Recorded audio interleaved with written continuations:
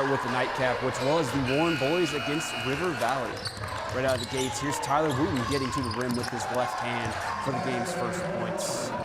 Colin Anthony on the attack now, and he scores from close range. It's tied up at 2-2. Later in the first, as Julian Stadelman tees it up for Anthony, and his three-pointer is true. He came ready to play. Stadelman now on a fast break, all by his lonesome, and he'll lay it in. Warriors lead it 8-2. Raiders with the ball now as Logan Burns is in the paint. He's going to twist and contort himself to somehow get that shot to go. Anthony once again giving River Valley problems as he steals it and takes it all the way. He had 11 points by himself in the first. Warren on the out-of-bounds play, and Hayden Wells shakes his defender and drops it in for the deuce. Warriors up 13 now as Anthony stays hot and gets the easy layup right there.